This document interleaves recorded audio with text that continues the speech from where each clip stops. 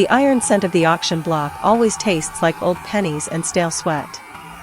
It clings to the back of the throat, thick enough to swallow. In the market square of Oakhaven, the air doesn't circulate, it stagnates, trapped between the high stone walls and oppressive bodies. This is where the pack gathers not for trade, but for the spectacle of the fall. The crowd hums with a low-frequency vibration, a collective hunger that makes the hair on the back of the neck stand rigid. Thousands of amber eyes reflect the flickering torchlight, glowing with a predatory heat that has nothing to do with warmth. In the center of the square stands the cage. The prisoner within is barely recognizable as a man, or even a wolf. He is a mass of matted fur and scorched skin, trembling under the weight of silver-laced shackles. The metal is a dull, sickly gray, emitting a faint hiss where it touches his flesh. This is the silver corruption, a chemical rot that doesn't just burn the skin, it poisons the very essence of the shift. It spreads like black ink through the veins, turning the blood into liquid lead. Every time the prisoner gasps, the silver bites deeper, dragging a wet, rattling sound from his lungs. What would you do if you saw someone dying and no one else cared? Isla stands at the edge of the clearing, her hand clutching the rough wool of her cloak. Every breath she takes is a struggle, a shallow labor that mirrors the dying creature in the cage. Her own body is a traitor. While the rest of the pack is built of mountain muscle and iron-clad lungs, Isla is a ghost of a girl. Her skin is translucent, her pulse a frantic bird trapped in a cage of brittle ribs. She is the daughter of a great house, but in the eyes of the pack, she is a flaw in the lineage. A weakness. She feels the weight of her father's gaze from the raised platform. He doesn't look at her with love, he looks at her as a reminder of everything he lost when her mother vanished. The missing wife. The empty chair at the head of the table. The silence that has occupied their home for 3 years. The auctioneer, a man whose skin looks like cured leather, cracks a whip against the iron bars. The sound is like a gunshot in the stagnant air. This one was found at the border, the auctioneer bellows, his voice scraping against the silence. Encroaching on our territory. A stray.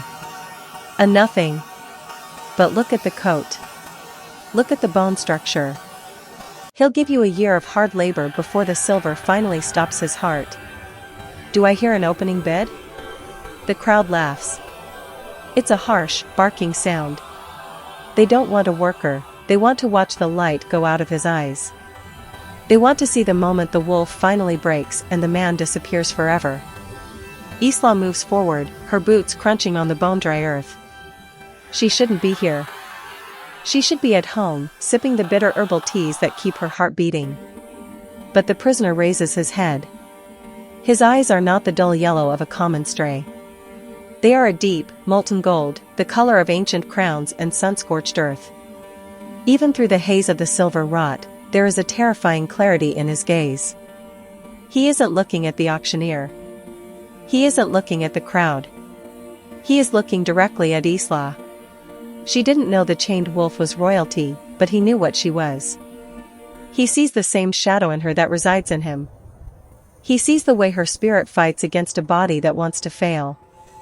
For a heartbeat, the noise of the market square vanishes. The jeers, the smell of wood smoke, the heavy scent of the pack, it all falls away. There is only the rhythmic clank of his chains and the frantic thud of Isla's heart.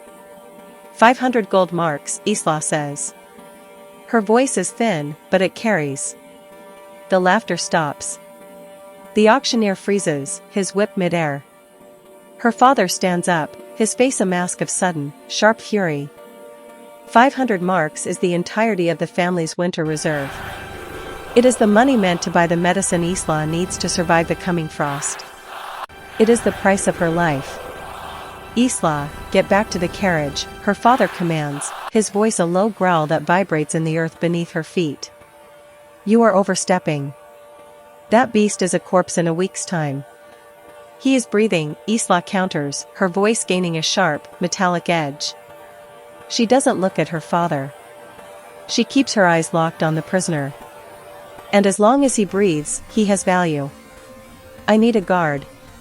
Someone who doesn't look at me and see a dying girl. The prisoner lets out a sound, a low, guttural vibration that might have been a laugh if his throat wasn't filled with blood. The silver corruption on his neck flares a bright, agonizing blue.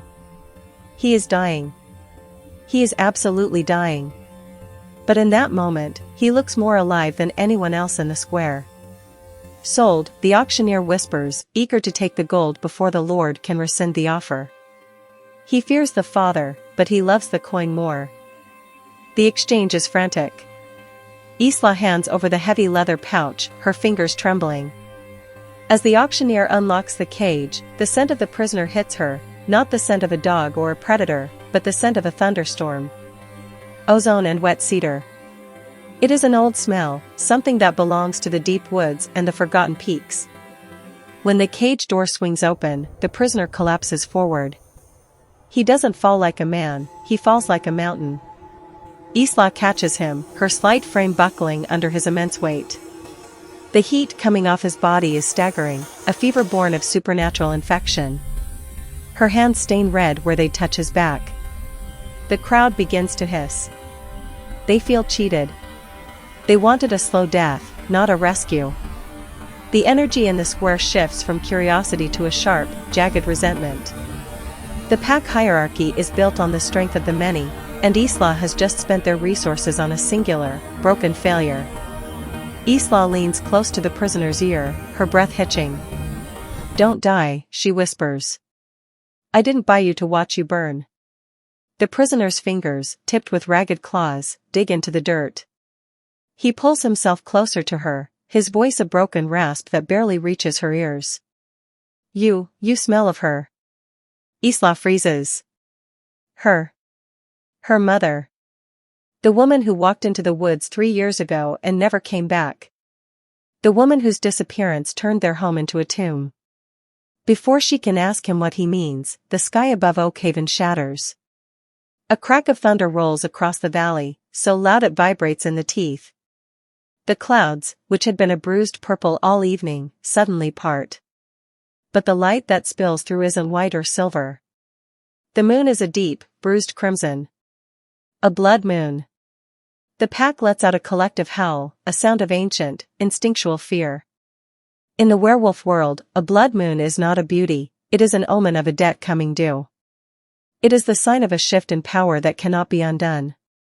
Isla looks up at the bleeding sky, then down at the dying royalty in her arms. The silver corruption on his skin begins to glow with a frantic, pulsing light, reacting to the lunar cycle. The secrets her family has kept, the reason her mother vanished, the reason Isla's own blood feels like fire, are no longer contained. The storm is here.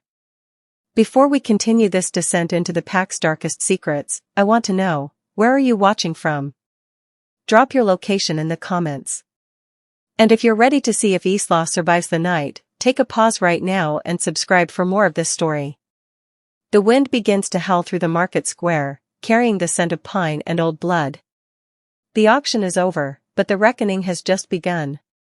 The carriage wheels groan against the frozen ruts of the forest path, a rhythmic, bone-deep complaint that fills the silence left by the market square. Behind the slats of the moving wagon, the prisoner is a dead weight, shifting with every lurch of the axle.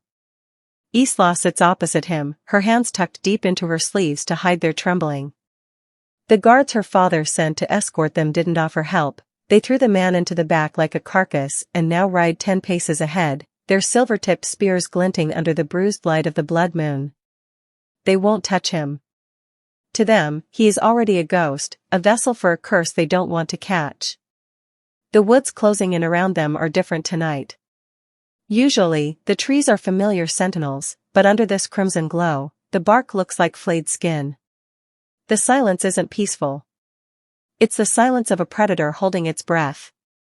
Isla's cottage sits on the very edge of the pack's territory, a lonely structure of stone and cedar huddled against the roots of the old mountain.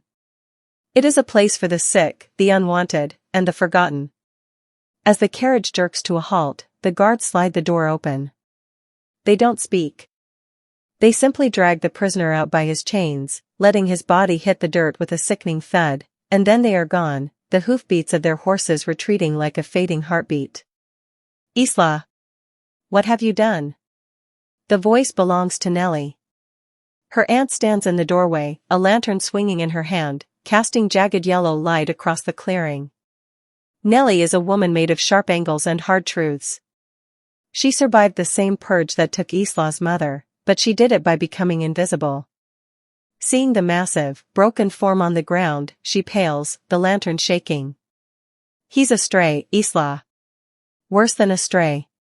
Look at those shackles. That's High Court silver. You brought a death sentence to our door. He's a life, Nellie, Isla says, her voice cracking as she bends over the man. Help me. If we leave him out here, the cold will finish what the silver started. It takes nearly an hour to drag him across the threshold. Isla's lungs burn with a familiar, searing heat, her breath coming in shallow whistles. Every muscle in her slight frame screams, but she doesn't stop. Nellie eventually relents, her fear overridden by a stubborn, ancestral instinct to heal. Together, they settle him onto a thick mat of furs near the hearth. Inside the cottage, the air is thick with the scent of drying bundles, rosemary, yarrow, and the pungent, bitter tang of wolfsbane used in microdoses for numbing. Isla moves with a frantic, practiced efficiency. She has spent her life studying the way plants can mend what the body cannot. She knows the chemistry of the woods better than she knows the laws of her own people. She kneels beside him and begins to peel away the scorched remnants of his tunic. Nellie gasps and turns away, crossing herself with a gesture older than the pack laws. The silver poisoning is advanced. It isn't just a burn on the surface, it has become a network of silver-black veins pulsing under his skin, radiating outward from the points where the shackles bit into his wrists and throat. Each heartbeat sends a fresh wave of metallic toxins through his system. The veins don't just sit still, they writhe, a slow, liquid movement that looks like mercury trapped under glass. Have you ever felt a connection you couldn't explain? As Isla reaches out to touch the skin near his collarbone, a jolt of static electricity snaps between them. It isn't a spark, it's a shock that travels up her arm and settles in her chest, making her heart skip a beat. Her breath hitches. For a second, her vision blurs, and the sound of the wind outside transforms into the sound of 1,000 rushing rivers. The prisoner stirs. His fever is a physical wall of heat, radiating off him in waves. He begins to mumble, the language thick and guttural, unlike the sharp, barking dialect of the Oakhaven pack. It sounds like the grinding of stones, like something pulled from the deep earth. The moon. He rasps, his head thrashing against the furs. The moon is bleeding. She told me she'd come. Isla freezes. Who? Who told you? He doesn't answer. His eyes remain closed, but his body begins to change. It's a partial shift, the most painful kind. His jaw stretches, the bone popping with the sound of dry wood snapping. Thick, dark fur begins to sprout along his spine, and his fingernails lengthen into jagged, black points. This is the delirium of the silver. His wolf is trying to emerge to heal the body, but the silver is a cage that won't let the transformation complete. He is trapped between states, a monster of half-formed intentions. Nellie, get the crushed charcoal and the distilled willow bark, Isla commands, her voice steady despite the chaos. I need to draw the metal out before it hits his heart. Isla, look at his eyes, Nellie whispers from the corner, her voice trembling. Isla looks down. The prisoner's eyelids flutter open. They aren't the clouded, dying eyes of the market square. They are flickering, a frantic strobe light of human brown and a terrifying, molten gold. The gold is winning. It's a color she has only seen in the oldest tapestries, no, in the oldest stories her mother used to tell. Not the gold of a common wolf, but the gold of a sun that never sets. Suddenly, his hand shoots out. For someone so close to death, the movement is impossibly fast. His fingers wrap around Isla's wrist. His grip is massive, his hand nearly twice the size of hers, yet he doesn't crush her. There is a surprising, focused gentleness in the way he holds her, a restraint that speaks of a lifetime of controlled power. The physical contact is a revelation. Through the skin-to-skin touch, Isla feels a rush of images that aren't hers. A white mountain. A crown made of black iron. A woman with hair the color of midnight, standing in a field of red flowers, looking back with a smile that feels like a goodbye. Isla's breath catches. That woman. She knows that smile. The prisoner's grip tightens just a fraction as a fresh convulsion racks his body. The silver-black veins on his arm pulse with a frantic, rhythmic light, reacting to her presence. The mercury-like poison seems to shy away from where her fingers touch him, receding as if her blood carries a repellent the silver cannot stand. You, he whispers, his eyes locking onto hers. The gold is solid now, glowing with an internal fire that illuminates the dim cottage. The daughter of the Starlost. You have her scent. You have her light. My mother, Isla says, her heart hammering against her ribs. You knew her. Where is she? Why did she leave us? The prisoner's wolf surges again. A low, vibrating growl begins in his chest, a sound of pure, protective instinct. He isn't growling at her. He is growling at something behind her, something in the woods, something that followed them from the square. His eyes shift past her toward the window, where the blood moon hangs like a heavy drop of wine. The silver corruption on his neck flares a bright, agonizing blue, and he lets out a choked scream, his body arching off the mat. The effort of speaking, of holding on to her, has drained the last of his reserves. His hand slips from her wrist, leaving behind a glowing red mark that looks like a brand. He falls back into the furs, the gold in his eyes snuffing out as he slips back into the blackness of a coma. Isla stands there, staring at her wrist. The skin is hot, humming with a vibration she can feel all the way down to her marrow. She looks at Nellie, who is huddled by the hearth, her face gray with terror. He's not a stray, Nellie, Isla says, her voice low and heavy with a new, dangerous understanding. He's a map. He's the only way I'm going to find her. Outside, the wind picks up, screaming through the eaves of the cottage. The trees at the edge of the clearing sway, their branches clawing at the sky. And in the darkness, just beyond the reach of the lantern light, dozens of amber eyes begin to blink into existence. The pack didn't just let her by him.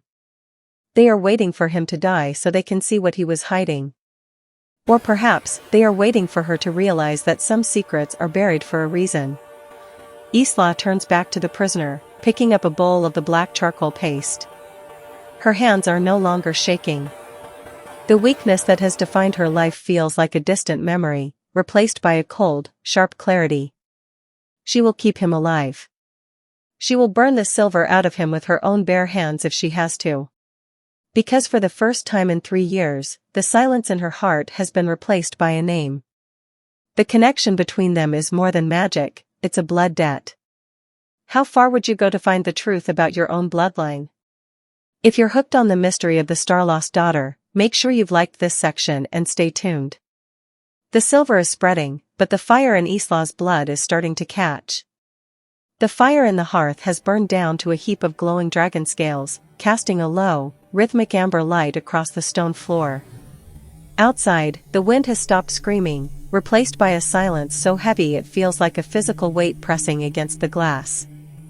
Nellie has retreated to the root cellar, her fear of the dying man, and the moon above, too great to overcome. Isla is alone with the stranger. She kneels in the basin of shadows, a bowl of warm water and a stack of clean linen at her side. The process of cleaning his wounds is an exercise in suppressed horror. The silver has not stayed on the surface, it has burrowed. As she wipes away the dried gore and the black discharge of the infection, she sees the true extent of the cruelty. The metal was forced into his skin through ritualized branding. It is a map of malice. As her cloth moves over his chest, she notices the way his skin reacts to her touch. It isn't just the flinch of a wounded animal. There is a secondary reaction, a low, thrumming vibration that travels from his muscle into her fingertips. Her own blood, usually so sluggish and cold, begins to move with a frantic, pulsing heat. What if the person you saved was meant to save you? The fever breaks with a sudden, violent intensity. Sweat breaks across his brow, steaming in the cool air of the cottage. His delirium shifts from the silent struggle of the unconscious into a fragmented, vocal chaos. He begins to speak, but the words are a jagged mosaic. He uses the common tongue, but it is heavily laden with the thick, rolling vowels of Gaelic, the tongue of the high peaks, a language forbidden in Oakhaven for generations. Emo Brathair. He gasps, his head thrashing against the fur. The throne, he turned it to ash. He fed me the stars until I choked. Isla leans closer, her damp cloth hovering over a particularly deep gouge near his ribs. Who did this to you? The Alpha. He rasps, his voice a dry husk of a sound. My own blood. Emo dirt hair. He poured the liquid silver into the wine. He wanted to see the gold in my eyes turn to lead. The betrayal, it tastes like iron. He begins to cough, a wet, rattling sound that brings flecks of dark blood to his lips. The silver-black veins on his neck begin to throb, glowing with that same sickly blue light. The infection is moving toward his carotid artery. If it reaches his brain, the wolf will die first, leaving the man a hollowed-out shell until the heart finally stops. Isla realizes the charcoal and willow bark aren't enough. The alchemy of the pack is designed for common wounds, for the scrapes and bites of local skirmishes. This is a royal poison, a curse born of lineage and hatred. She looks at the shelf of herbs, then down at her own pale, thin hands. There is a reason Isla has survived this long despite her failing heart. It isn't just the teas. It is a secret her mother whispered into her ear before she vanished, a practice of the old ways that involves more than just roots and water. It is forbidden folk magic, a bridge between the human soul and the primal earth. She reaches for a small, unmarked vial of clear oil and a sharp obsidian flake. She doesn't hesitate. She draws the blade across her own palm. The pain is a sharp, clean line. She lets 3 drops of her blood fall into the water basin, then adds a pinch of crushed white sage and a root that smells of deep, damp earth. As she begins to chant, not in Gaelic, but in a series of low, rhythmic hums that resonate in the floorboards, the water in the basin begins to swirl. She dips the cloth into the empowered mixture and presses it directly against the silver branding on his throat. The reaction is immediate and terrifying. The prisoner's body arches violently. A roar, half man and half beast, rips from his throat. The shift begins to force its way to the surface. Isla watches, paralyzed and fascinated, as his bone structure begins to rewrite itself. His shoulders broaden, the skin stretching until it looks like it will split. Thick, obsidian fur erupts from his pores, and his face elongates, the teeth sharpening into gleaming ivory daggers. He is halfway between forms, a nightmare of raw power and agonizing vulnerability. He is massive, his presence filling the small room until the walls seem to shrink. And Ragne. He gasps, his golden eyes snapping open. They aren't clouded anymore. They are piercing, looking through Isla, seeing the very architecture of her soul. He lunges forward, not to attack, but driven by a blind, instinctual pull. His hand, half human, half paw with retracted claws, shoots up and circles her neck. He doesn't squeeze. His thumb rests right over the pulse point on her throat, the exact location where a mate would place a claim bite. The contact is like a lightning strike. Isla's breath is sucked from her lungs. A flood of sensory information crashes over her. She smells the mountain air, the scent of fresh snow on pine needles, and the ancient, metallic tang of a crown. She feels his hunger, his grief, and a sudden, overwhelming sense of recognition. It isn't just that he knew her mother. It's that his wolf recognizes her. Her scent, a mix of wildflowers and the sharp, medicinal bite of her healing herbs, seems to act as an anchor for him. The violent shift begins to recede. The fur retreats, the bones settle back into their human configuration with a series of wet, heavy thuds. He collapses against her, his head falling into the crook of her shoulder. Insinuant, he whispers against her skin. The word feels like a brand. Destiny. Isla holds him, her own blood from her palm smearing across his back, mingling with the residue of the silver. The forbidden magic is working. The silver-black veins are retreating, the mercury-like poison being drawn out by the strength of her blood. The blue glow fades, replaced by a healthy, feverish warmth. He is breathing steadily now, a deep, rhythmic sound that matches the beating of her own heart. The pull she felt, that magnetic, impossible tether, doesn't fade even as he slips into a true, healing sleep. It remains, a golden thread connecting her chest to his. She looks at his hand, still resting gently against her neck. The skin there hums. She knows what the pack says about these connections.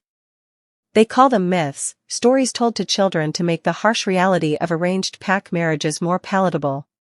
But this isn't a story. It's a physical law. Isla realizes with a start that the man in her arms is more than a prisoner and more than a prince.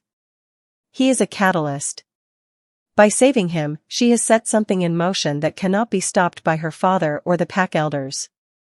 The silver was a cage for his body, but the secrets she is uncovering are a cage for the entire Oakhaven lineage. She thinks of her mother's smile in the field of red flowers. She thinks of the Alpha who fed his brother the stars. The world outside Oakhaven is much larger and more terrifying than she ever imagined, and the man she just bought for 500 marks is the only map she has to navigate it. She reaches up and carefully moves his hand from her throat, but the sensation of his touch lingers like a heat haze. She knows that when he wakes, he will not be the broken creature from the market square. He will be a king in exile, and she will be the woman who gave her own blood to bring him back. Tell me where she is, Isla whispers to the sleeping man. Tell me why you're really here. The only answer is the crackle of the dying fire and the distant, lonely howl of a wolf in the woods, a sound that is no longer a threat, but a summons. The silver is gone, but the bond has only just begun to take hold. Isla sits in the darkness, watching the dawn begin to gray the edges of the world, knowing that the girl who walked into the square yesterday is gone forever. In her place is someone who has tasted power, and found that she is no longer afraid of the dark. The secrets of the high peaks are waking up in a small cottage on the edge of the world. Do you believe in destiny, or do we carve our own paths through the blood? If you're ready for the moment he finally opens his eyes and speaks her name, hit that subscribe button and don't miss the next chapter. The sun is rising, but for the Oakhaven pack, the long night has just begun. The dawn does not arrive with a fanfare in the valley of Oakhaven, it bleeds into the sky like a slow, gray bruise. The light that filters through the cottage windows is cold and thin, catching the dust motes dancing in the air above the hearth. For a long time Isla does nothing but watch him breathe. The prisoner, the man whose life she bought with her own survival, is no longer a mass of trembling fur and silver-scorched skin. The fever has retreated, leaving behind a stillness that is almost more intimidating than his previous agony. He wakes not with a start, but with a sudden, absolute presence. One moment his eyes are closed, his chest rising and falling in the deep rhythm of recovery, the next, he is awake, his gaze fixed on the ceiling beams. He does not move a muscle, but the atmosphere in the room shifts instantly.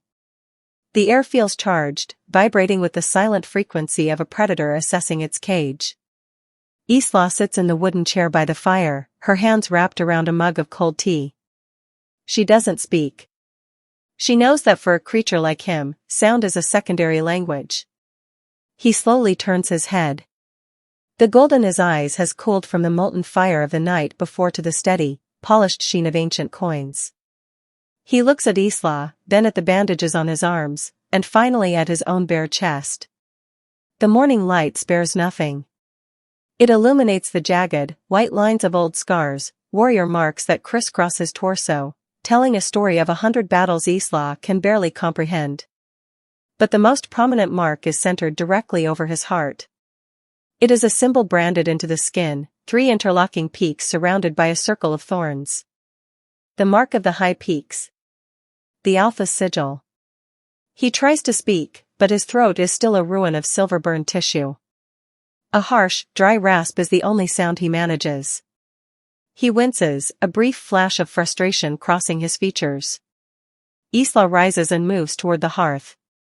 She takes a piece of charred wood from the edge of the fireplace and a flat piece of slate she uses for recording her herbal mixtures. She sets them on the edge of his mat and retreats. "You can't talk yet," she says, her voice low and steady. "The silver took too much. Use this. He looks at the slate, then at her. His hands, even in their weakened state, are formidable. His fingers are long, his knuckles scarred, his grip capable of snapping bone with the same ease she snaps a dried twig. Yet, when he reaches for the charcoal, he handles it with a delicate, haunting precision. He begins to draw. He doesn't draw like a common man.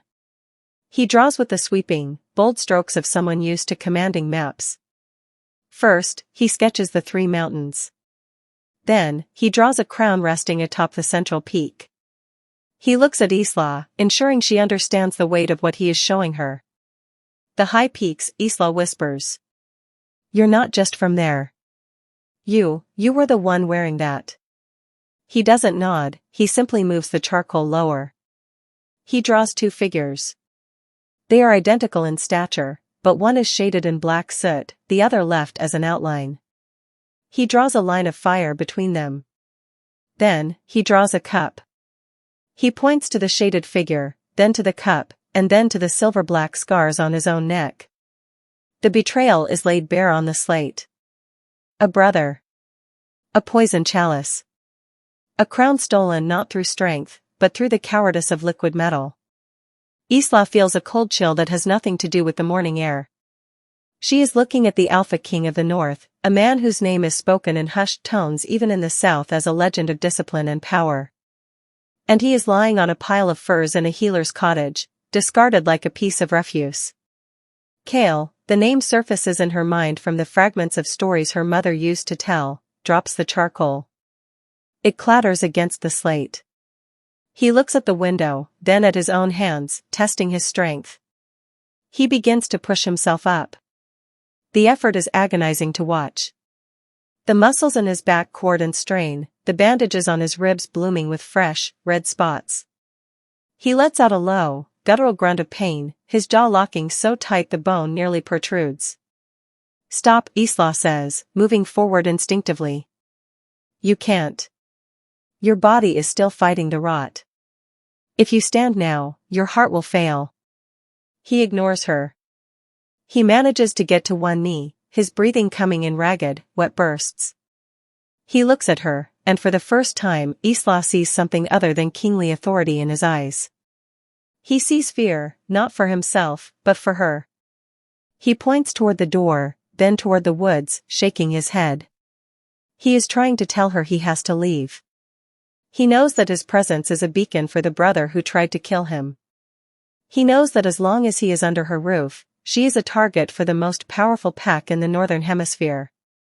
Go, he rasps, the word a painful vibration. They, come. Let them come, Isla says, her voice hardening with a courage she didn't know she possessed. She steps directly into his path, her small frame a sharp contrast to his massive, kneeling form. I didn't spend the last of my family's gold and my own blood just to watch you bleed out in the dirt 3 miles from my door. You are staying until the silver is gone. Kale stares at her.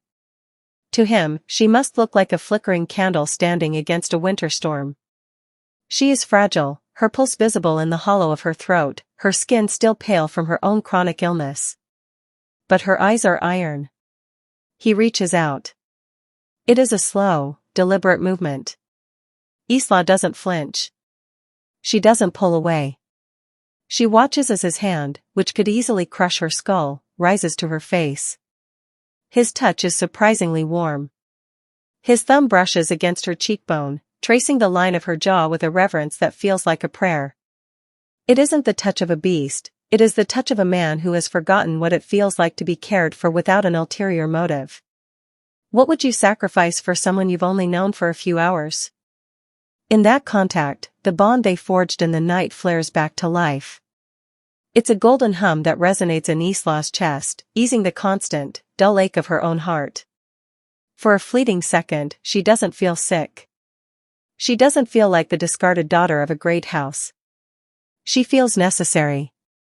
She feels like an anchor. Kale's eyes search hers, searching for the star-lost scent he mentioned in his delirium. He finds it, and a look of profound, tragic gratitude washes over his face. He realizes she isn't just a healer, she is the thread that connects him back to the world of the living. He slowly sinks back down onto the furs, the fight leaving his body as the exhaustion of the silver burn takes hold again. He doesn't have the strength to protect her by leaving, so he will have to protect her by surviving. Isla reaches out and adjusts the furs around his shoulders. Her hands are steady now, her purpose clear. She has spent her entire life being the one who needed protection, the one who was kept in the shadows to preserve what little health she had. Now, she is the guardian of a king. I'm going to make more of the willow wash, she says, her voice soft but absolute. Nellie is in the cellar.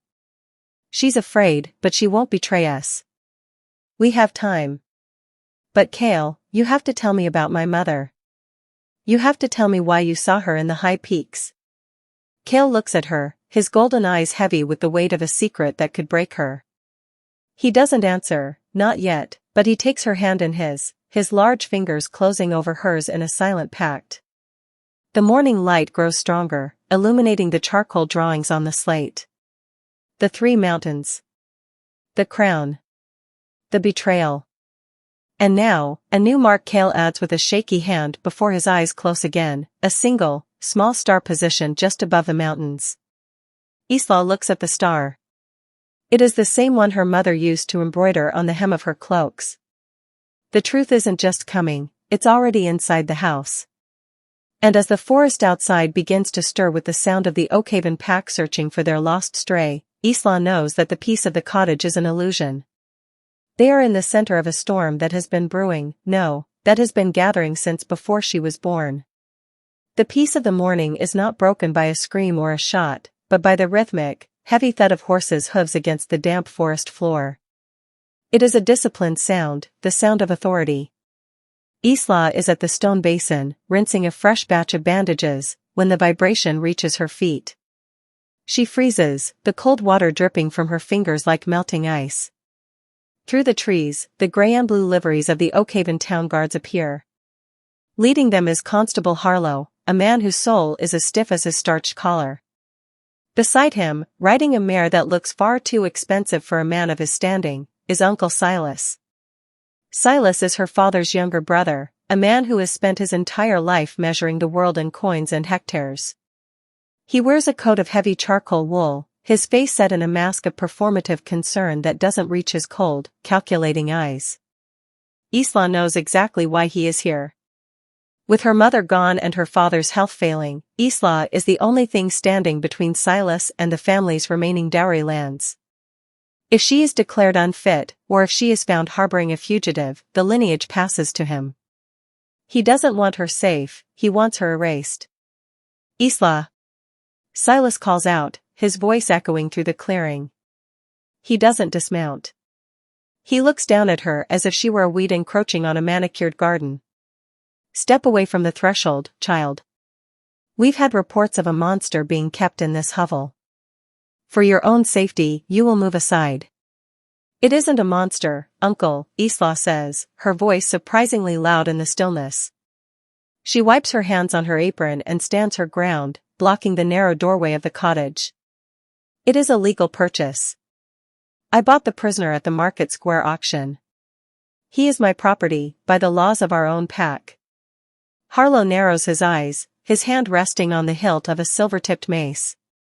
The laws of the pack also state that any creature posing a threat to the safety of Oakhaven must be surrendered for inspection. We've had reports that this thing is not a common stray. There are rumors of High Court silver. That makes him a political liability. Would you risk everything for someone you just met? Isla feels a cold sweat break across her skin, but she doesn't move. He is dying. He couldn't pose a threat to a field mouse, let alone a town guard. We'll be the judges of that, Silas snaps. He gestures to the guards. Move her. 2 guards dismount, their boots heavy on the frost. They approach with a casual, bored cruelty, expecting the frail girl to fold the moment they reach her. But as they take their first steps toward the porch, the air inside the cottage changes. A low, vibrating sound begins to emanate from the shadows behind Isla. It isn't a growl. It is something deeper, something that resonates in the very marrow of the guard's bones. It sounds like the earth itself is groaning under the weight of a mountain. The door, already slightly ajar, is pushed open the rest of the way. Cale staggers into the light. He is leaning heavily against the doorframe, his chest bare, the white bandages stark against his tanned, scarred skin. He looks like a man who should be dead, but the presence he projects is absolute. He doesn't look at the guards. He looks through them. His eyes, which had been a steady gold in the quiet of the morning, now begin to pulse. A flash of brilliant, metallic gold ignites in his pupils, spreading until the whites of his eyes are swallowed by a predatory fire. It is the Alpha's glare, a physiological command that triggers a primal, ancestral fear in any wolf of lower standing. The guards stop dead. Their horses begin to whinny and rear, sensing the sudden spike in the atmosphere. One of the guards actually takes a step back, his hand shaking so violently he drops his spear. Isla, Cale rasps. The word is a jagged edge of sound, but it is clear. He moves one step forward, positioning his massive frame between Isla and the threat. The effort clearly costs him, the muscles in his legs are trembling, and fresh blood begins to seep through the dressings on his ribs. But he doesn't waver. He stands like a monument of defiance, his gaze locked on Harlow. Harlow's horse lunges to the side, nearly throwing him. The constable's face pales. He is a man who understands power, and he recognizes that the creature standing before him is not a stray. He is looking at a king in the ruins of a man. You see? Silas shouts, though his own voice has climbed an octave in fear. It's a demon. It's corrupted. It's an alpha, Harlow whispers, his voice thick with a sudden, jagged realization. He looks at Cale, then at the blood-stained bandages, and finally at Isla. You have no idea what you've brought into this valley, girl. If the high peaks are looking for him, they'll burn Oakhaven to the ground to find him. Harlow pulls on his reins, forcing his panicked horse to turn. We're leaving. For now. But by the laws of the territory, I am declaring this cottage under quarantine. You have until nightfall, Isla. When the sun sets, I'm returning with the heavy silver chains and the specialist hunters from the capital. If he is still here, you'll be arrested alongside him as a traitor to the pack. Harlow, you can't just leave. Silas bellows, but the constable is already spurring his horse toward the forest path, the guards scrambling to follow. They aren't retreating out of mercy, they are retreating to gather the weapons they need to kill something they finally realize is dangerous. Silas glares at Isla, his face twisted in a mask of pure, unadulterated hatred. You've signed your own death warrant, you little fool. I'll make sure the elders know exactly who brought the fire to our door. He turns his mare and gallops after the guards, leaving the clearing in a cloud of dust and the scent of retreating fear. Isla stands there for a moment, her heart hammering so hard she fears it might finally give out. She turns to Cale, who is still standing, though his eyes have returned to their human brown and his face has gone a sickly shade of gray. As the adrenaline leaves him, Cale's knees buckle. Isla catches him, her small frame straining under his weight as she guides him back to the mat. He is gasping for air, the blue-black veins on his neck throbbing with the strain he just put on his heart. Nellie emerges from the shadows of the cottage, her face as white as the flower on her apron. She is shaking so hard the shelf of jars behind her is rattling. They're coming back, Nellie whispers. Isla, we have to give him up. We have to tell them the truth. The truth about what, Nellie? Isla asks, her voice sharp with exhaustion. That he's an alpha? They already know that. No, Nellie says, her voice dropping to a jagged, fearful rasp. She looks at Cale, then back at Isla. The truth about your mother. About why she really came to Oakhaven. Isla freezes. She looks at her aunt, seeing the decades of suppressed secrets etched into the lines of the woman's face. She wasn't a traveler, Isla, Nellie says, the words spilling out like a confession. She wasn't just some girl from the southern coast. She was an outsider, yes, but she was from the high peaks. She was a daughter of the star-lost lineage. She fled the north because of the same war that broke this man. She came here to hide her bloodline, and yours. Kale, despite his half-conscious state, lets out a choked sound. He tries to sit up, his eyes wide and agitated. He reaches out, his hand grasping Isla's forearm with a strength that belies his condition. Rialta. He gasps. Star. He looks at Isla with a terrifying clarity. He isn't seeing a healer anymore. He is seeing a piece of a puzzle he thought was lost forever. He begins to gesture frantically toward the slate, his fingers trembling as he tries to find the charcoal. He knows, Isla whispers, the realization hitting her like a physical blow. He didn't just see her in the north. He was looking for her. Or someone like her. Nellie nods, a single tear tracking through the dust on her cheek. The silver corruption, it doesn't just kill the wolf, Isla. It's designed to find the star lost. Their blood is the only thing that can neutralize it. That's why you could heal him. That's why your heart has been failing you, your body is trying to process a power it was never taught how to use. The urgency in the room becomes a physical weight. The deadline Harlow set, nightfall, is no longer just a threat of arrest. It is a countdown to a massacre. If Isla and Kale are still here when the sun goes down, the Oakhaven hunters will just capture Kale. They will realize what Isla is. They will see the value in her blood, and she will spend the rest of her life in a cage, a living pharmacy for a pack that would bleed her dry. Kale manages to grab the charcoal. With a final, desperate burst of energy, he draws a single line on the slate, connecting the symbol of the star to the symbol of the three mountains. Then, he draws a jagged crack through the center of the mountains. He looks at Isla, his eyes pleading. He points to her, then to the woods, then to the north. He wants her to run. Not with him, but for him. He knows he is a tether, a weight that will slow her down. He wants her to take the knowledge of her bloodline and disappear before the hunters arrive. I'm not leaving you, Isla says, her voice dropping into a low, fierce register. I've spent my whole life being told I was a flickering flame, Kale. I've spent my life waiting for my heart to stop. If it's going to stop, let it be because I was moving towards something, not because I was hiding in a cellar. She looks at Nellie. Where did she go, Aunt Nellie? When she left 3 years ago, where was she heading? Nellie swallows hard, looking at the door as if the hunters were already there.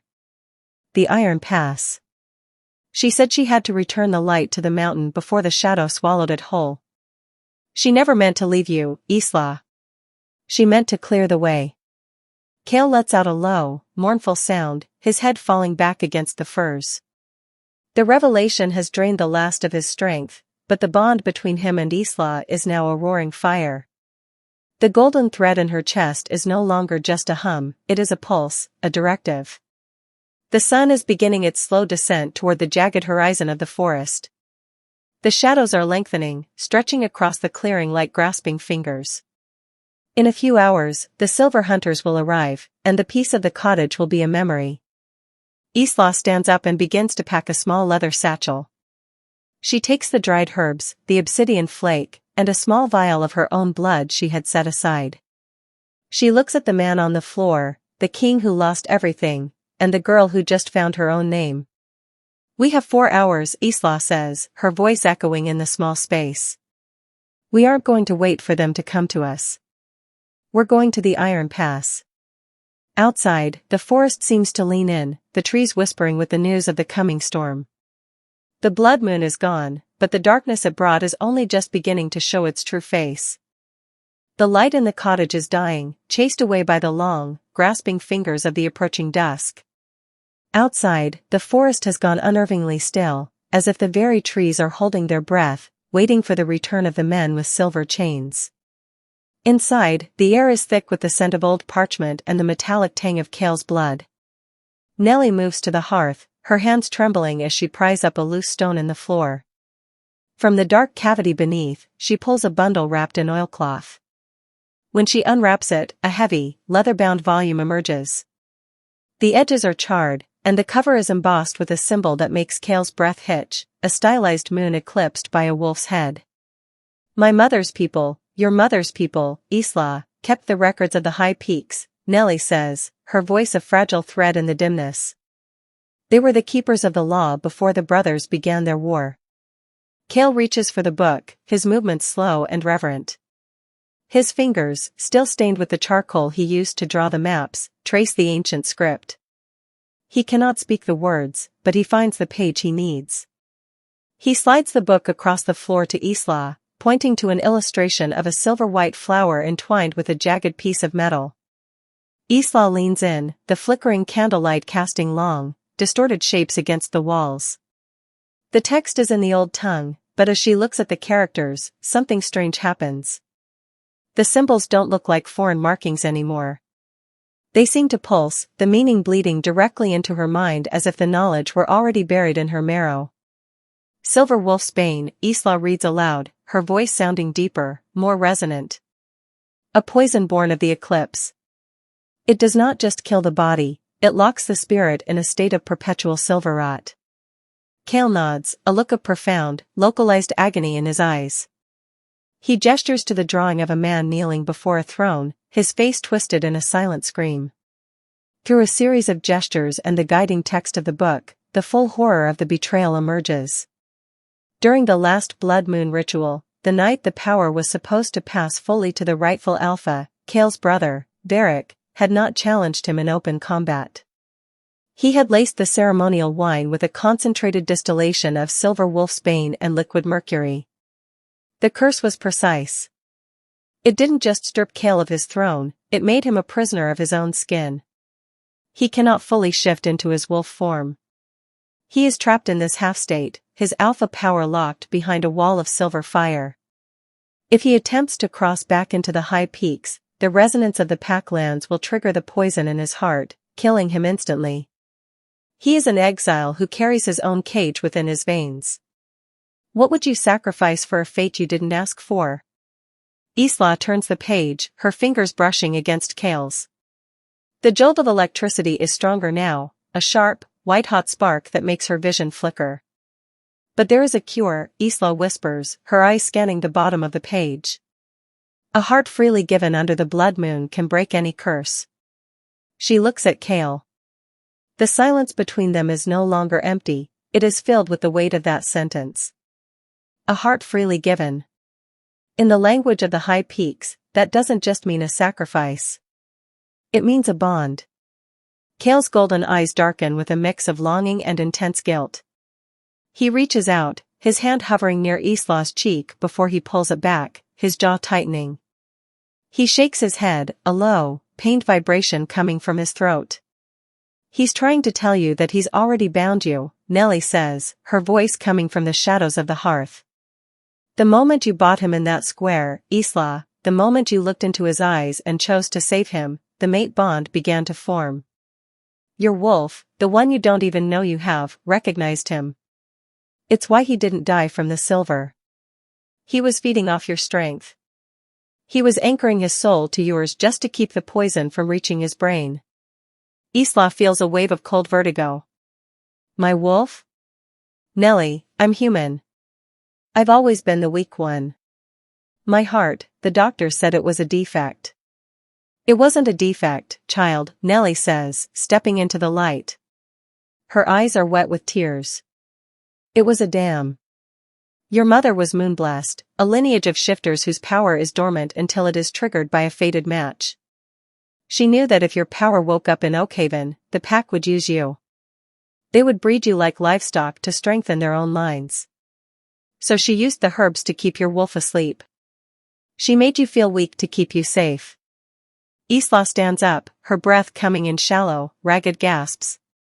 Every memory of her life begins to shift, seen through a new, terrifying lens.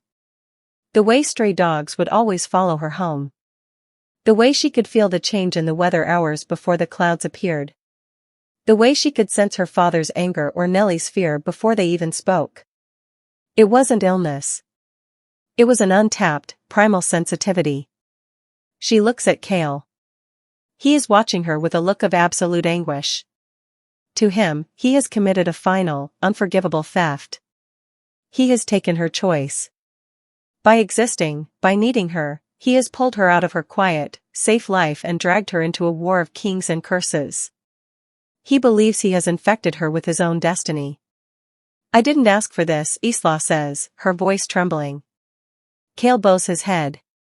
He reaches for the satchel she packed earlier and pushes it toward her. He points to the door.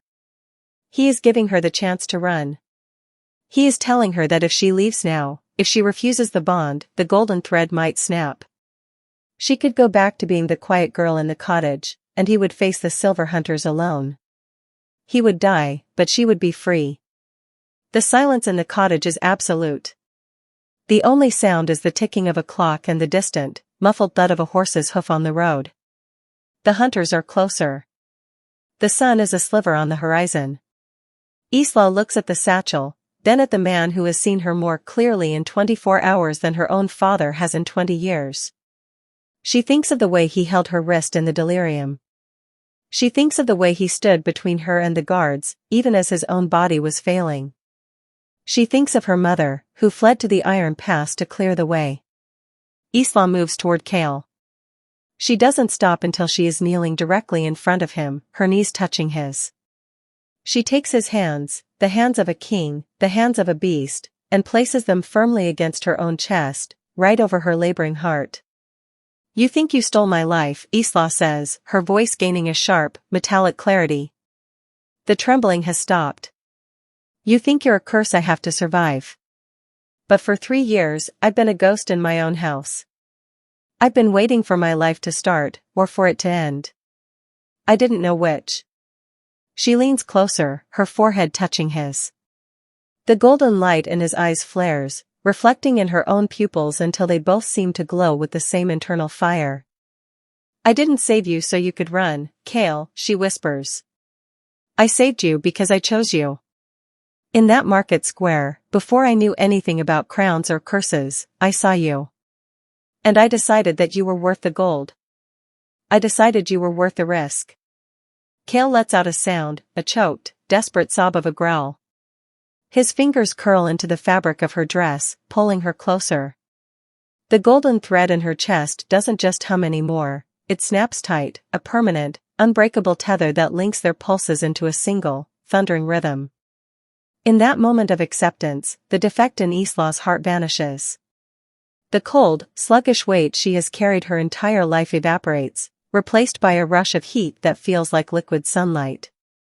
Her senses sharpen until she can hear the heartbeat of the mice in the walls and the rustle of the leaves 3 miles away. She isn't just a healer anymore. The dormant blood of the moonblast has finally hit the spark of the alpha, and the fire is catching.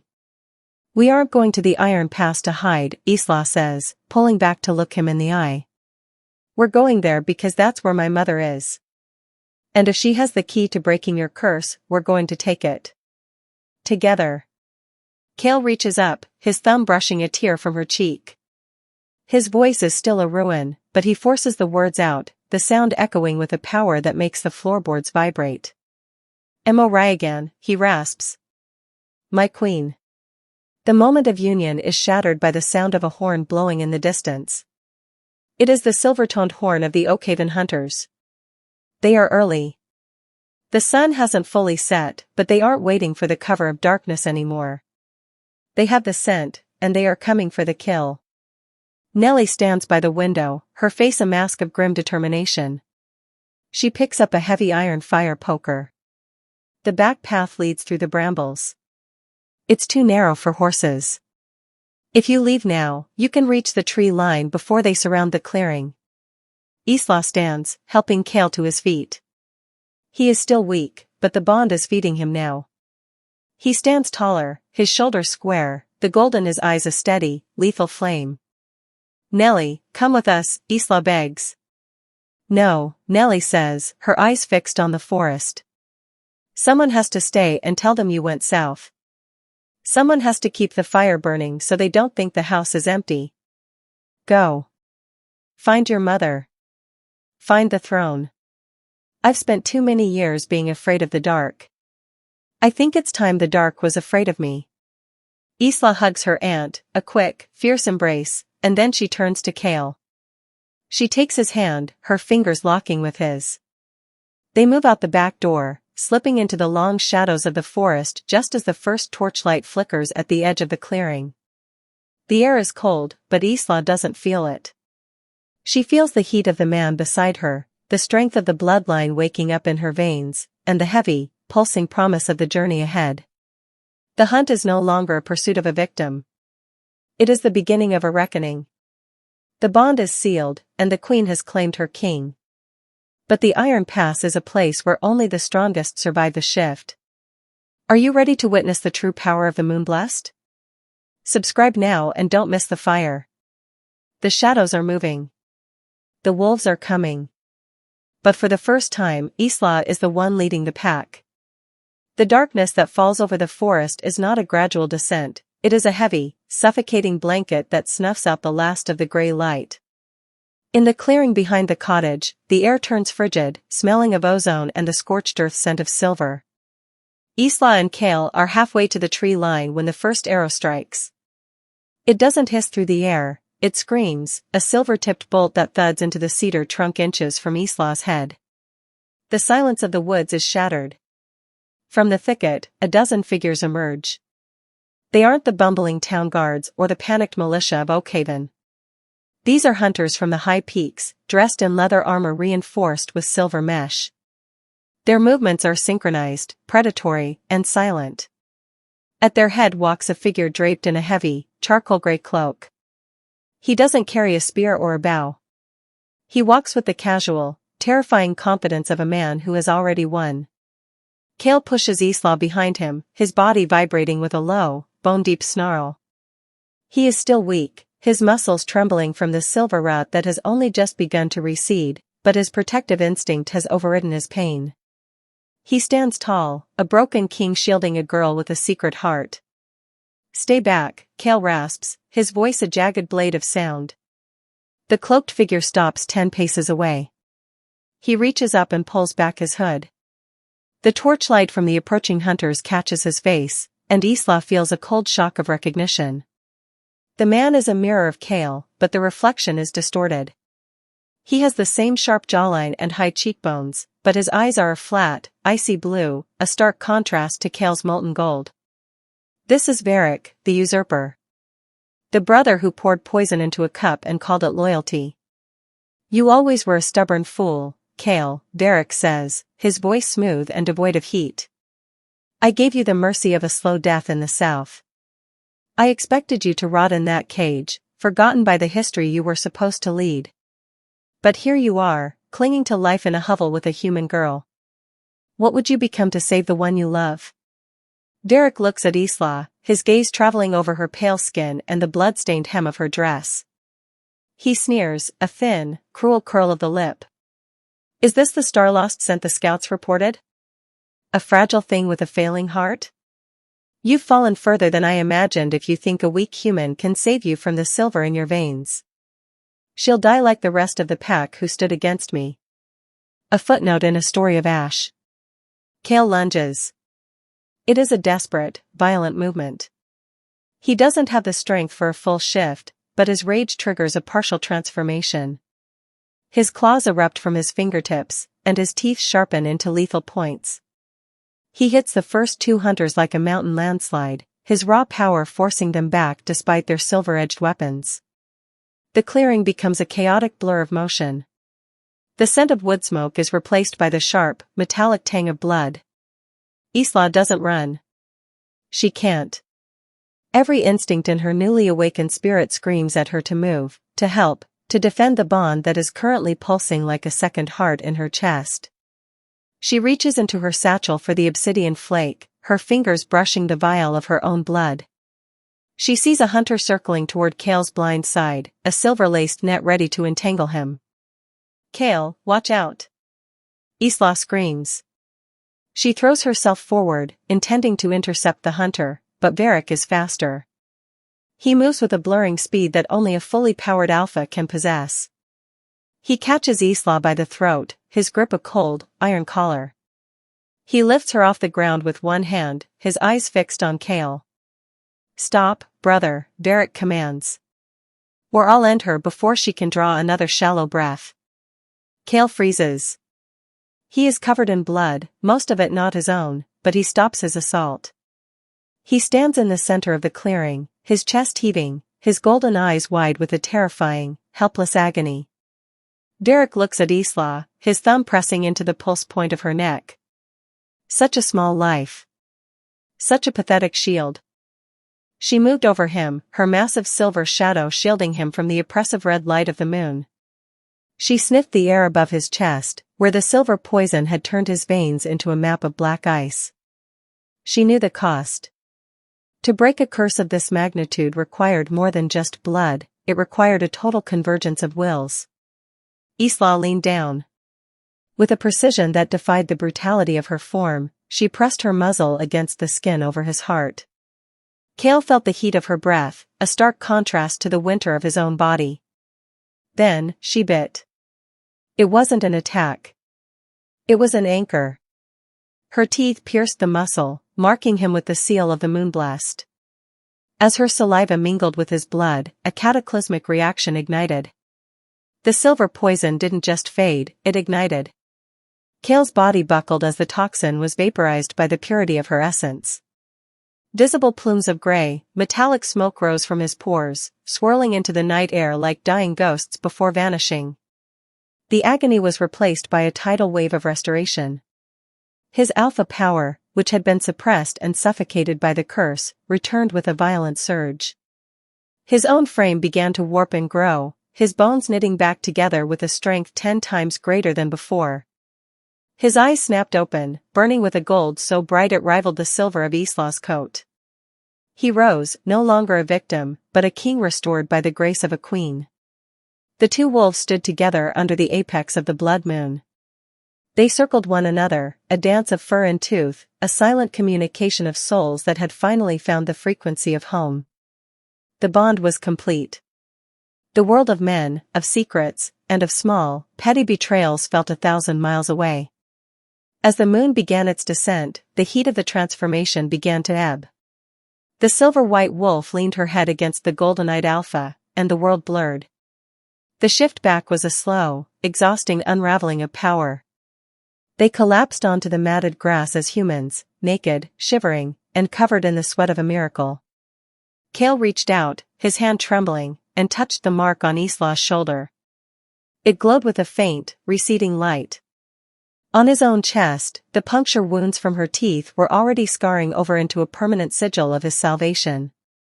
They lay in the silence of the aftermath, two people who had stepped through the fire of their own nature and come out forged into something indestructible. The missing truth had been found, not in words, but in the marrow of their bones. The first gray light of dawn did not bring the usual clarity of morning, instead, it filtered through the canopy like a soft, muted confession. The heavy red stain of the blood moon had faded, leaving the forest floor in a state of exhausted grace. Near the perimeter of the cottage, where the garden met the wild, Cale and Isla lay tangled in the tall grass. The transition back to human skin felt like a slow, cooling ache, a shedding of the divine weight they had carried through the peak of the night. Isla drew a ragged breath, the scent of damp earth and crushed mint filling her lungs. Her body felt different, not just healed, but recalibrated. The tremors were gone, replaced by a core of heat that hummed behind her ribs. Beside her, Cale moved. The gray pallor that had defined his face for weeks was vanished, replaced by a vibrant, predatory health. The silver scarring on his chest, where she had anchored her soul to his, sat like a permanent crown of ivory against his skin. She closed her eyes, and that was when it happened.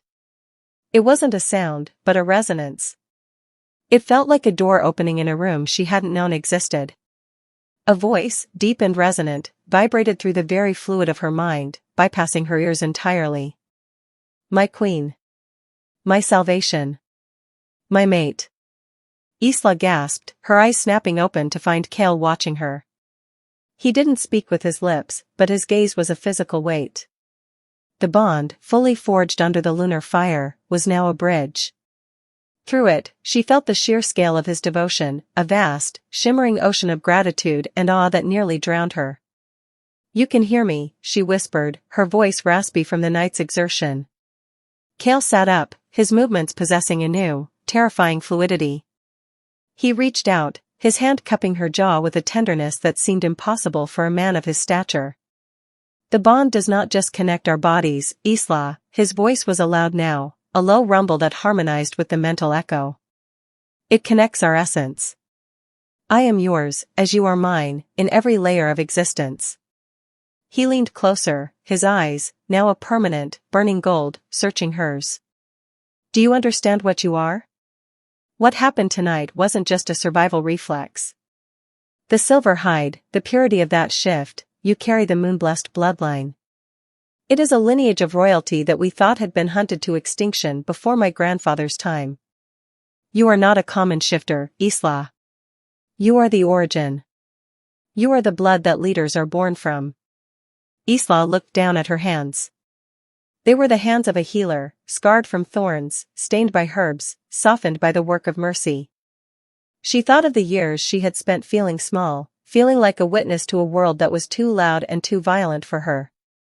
She had mistaken her quietness for weakness.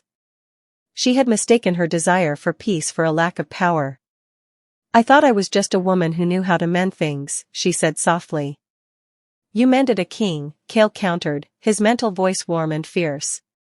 The brother who sought to break me did not realize he was dragging me toward the only force in this world capable of destroying him. You bought me for 3 coins, Isla. For 3 silver pieces, you took in a dying beast. I would have given you kingdoms for a single hour of your care. Isla looked toward the cottage, then back toward the deep, shadowed heart of the forest where the pack waited, where a throne, and a war, sat in the balance. The realization hit her with the force of a physical blow. She was at a crossroads that had no map. She could stay here, in the sanctuary of her herbs and her silence, clinging to the remnants of a human life that now felt like a garment 2 sizes too small. Or she could step into the roar of the pack, into the politics and the blood, and claim a title she had never asked for. I spent my life hiding because I thought the world was too sharp, Isla said, her voice growing steady. I thought if I stayed still enough, the teeth of the world wouldn't find me. But I didn't save you by hiding. I saved you because I chose to reach out. She looked at Kale, seeing the alpha he was, the power he commanded and the responsibility he bore. She felt the ancient, silver-white wolf pacing within her own spirit, no longer a secret, but a guardian. I won't choose one over the other, Kale, she said, her resolve hardening like cooling steel. I am the woman who heals, and I am the wolf who protects. I will not give up my garden, but I will not let your people, our people, suffer under a shadow like your brothers. I am the Alpha Queen because I know the value of a life. I know it costs exactly 3 coins and a heart that doesn't turn away. Kale bowed his head, a gesture of absolute submission that sent a jolt of electricity through their connection. Then we return. We rebuild. And we hunt. He stood, offering her his hand. As she took it, the forest seemed to lean in, the trees whispering a new name. The peace of the morning was beautiful, but it was the peace of an ending. A new era was rising with the sun, one defined by a silver-white wolf who led not with fear, but with the terrifying strength of compassion. Yet, even as the warmth of the bond filled her, a cold prickle of intuition touched the back of her neck. Through Kale's mind, she caught a flicker of his brother's scent, a bitter, lingering trail of scorched earth and resentment. The usurper was broken, but he was alive. He was a wounded animal, and wounded animals were the most dangerous because they had nothing left to lose but their lives. The threat was not over.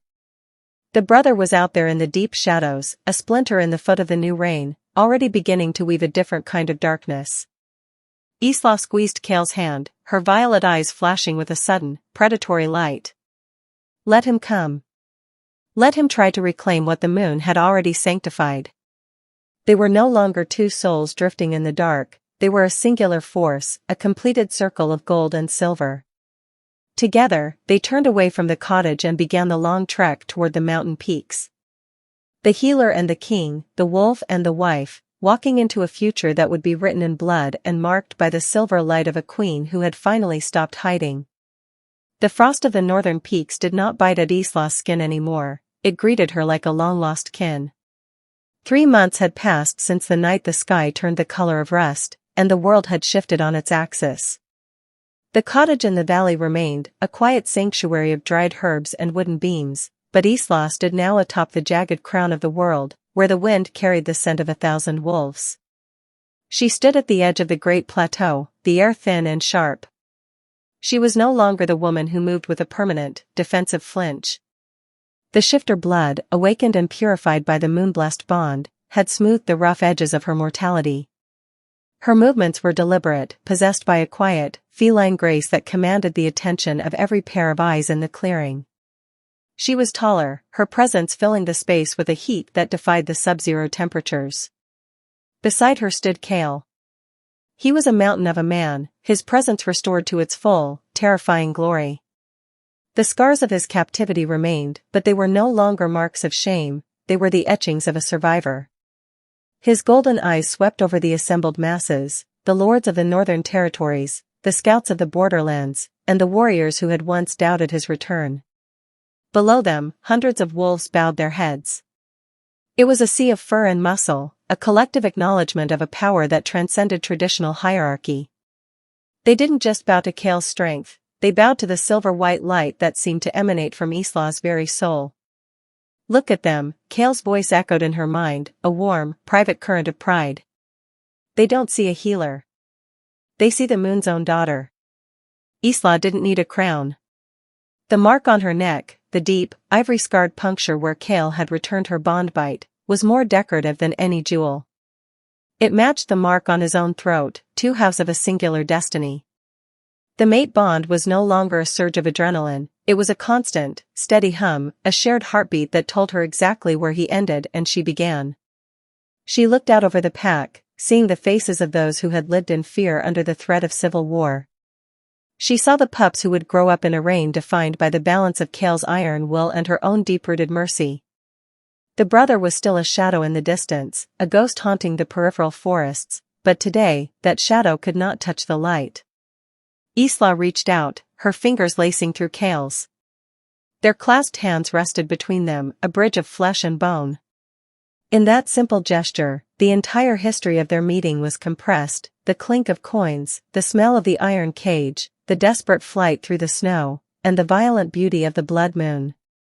She had been a woman who feared the world's teeth. Now, she was the one who decided when the world would bite. She had walked into the dark to save a stranger, never realizing she was walking toward herself. The strength she had once used to mend broken wings was now the foundation of a kingdom. Kale turned to her, his eyes reflecting the vast, open sky. He was no longer the chained beast she had pitted. He was her equal, her protector, and her greatest challenge. The future was unwritten, filled with the inevitable conflicts of their kind, but as the sun rose over the peaks, Isla knew that no winter could ever be cold enough to extinguish the fire they had built together. She had paid 3 silver coins for a dying wolf. He had given her eternity. What would you sacrifice for true love? Would you step into the dark to save a stranger, even if it meant losing the life you knew? Drop your thoughts below. Thanks for watching. If you enjoyed this journey into the pack's secrets, make sure to subscribe and hit the notification bell so you never miss a new story.